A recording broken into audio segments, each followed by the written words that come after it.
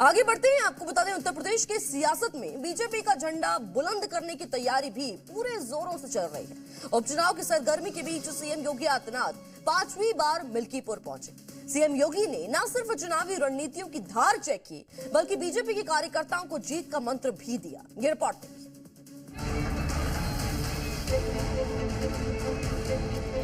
देखिए। उत्तर प्रदेश की सीटों पर हुए उपचुनाव में विपक्ष को सीएम योगी की ताकत का एहसास हो गया। मुस्लिम बहुल सीटों पर बीजेपी की रणनीति और बटेंगे तो कटेंगे का नारा हिट रहा।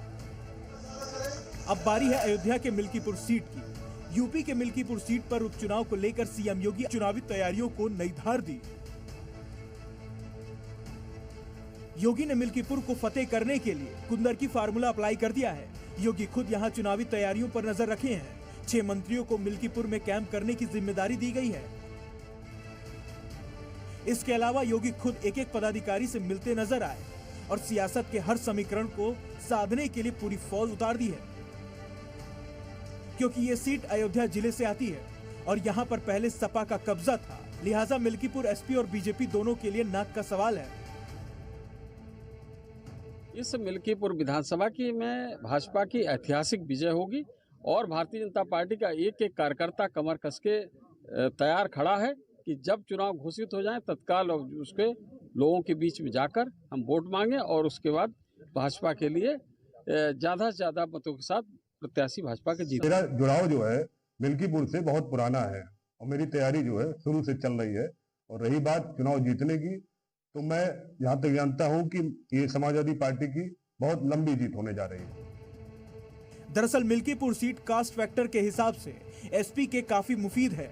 जातिगत आंकड़ों की बात करें तो इस सीट पर 3.5 लाख मतदाताओं में से 1.2 लाख दलित हैं, करीब 55,000 यादव हैं और 30,000 मुस्लिम हैं। वहीं 60,000 ब्राह्मण हैं, जबकि 25,000 के करीब क्षत्रियों की संख्या है।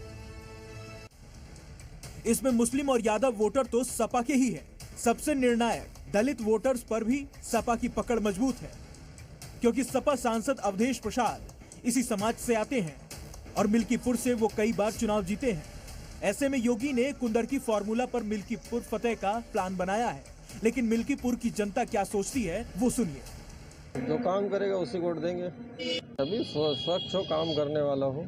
प्रतिनिधि जो है वो ईमानदार होना चाहिए, बढ़िया होना चाहिए, जो क्षेत्र में काम कर सके वो उस प्रकार का होना चाहिए। अब सिटी में मतलब कोई भी एग्जाम हो रहा है, लीक हो रहा है, पेपर सारे लीक हो रहे हैं। कोई भी अगर मुद्दा सबसे बड़ा है कोई, तो रोजगार। बीजेपी की रणनीति यहाँ कुंदरकी की तरह मुस्लिम वोटरों को दो फाड़ करना या अपने पाले में मिलाने का प्लान है, जबकि दलित वोट बैंक इस सीट पर बेहद निर्णायक है। जिन अवधेश प्रसाद के अयोध्या सांसद बनने से सीट खाली हुई, वो खुद दलित हैं। ऐसे में बीजेपी के लिए दलित वोट को तोड़ना बेहद मुश्किल टास्क नजर आ रहा है। लेकिन बीजेपी को मिल्कीपुर पर जीत का पूरा भरोसा है।